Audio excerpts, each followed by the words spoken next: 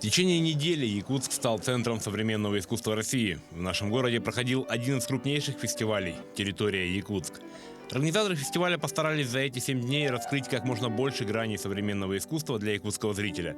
И, похоже, опыт оказался удачным. У нас была насыщенная программа из 7 дней.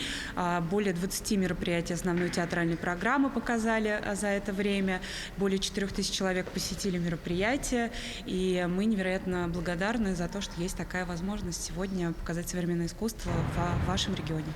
Моноспектакли, музыкальные драмы, современный балет, классический театр и еще много-много жанров и направлений современного искусства показали якутскому зрителю.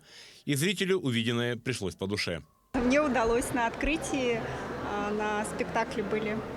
Очень понравилось. Это очень приятно, что у нас столица, в Якутске, проводят такие мероприятия. Ну, вообще как-то надо, чтобы искусство дальше развивалось. Конечно, современные формы, все это должно развиваться, и люди должны смотреть.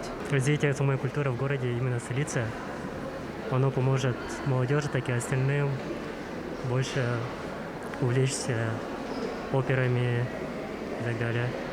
Конечно же, многие зрители ждали встречи со звездами, и их ожидания были удовлетворены. Открывал фестиваль дуэт Сергея Чонашвили и Евгении Добровольской, а на закрытии выступила заслуженная артистка России, арт-директор фестиваля «Территория» Юлия Пересильд, которая осталась довольной тем, как прошел фестиваль, и высказала надежду, что эта территория для Якутска не последняя.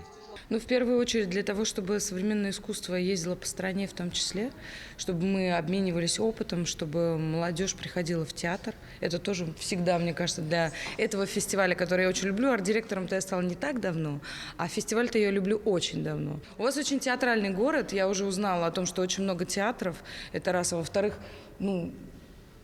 прекрасное совершенно здание, красивое очень. Говорят, что очень много людей ходит в театр. Это не может не радовать. Территория Якутск закончилась, но культурная жизнь столицы не останавливается. Этим летом нас ждут еще множество событий: гастроли театров, фестивали, концерты и выставки. Так что, как говорится, следите за афишами.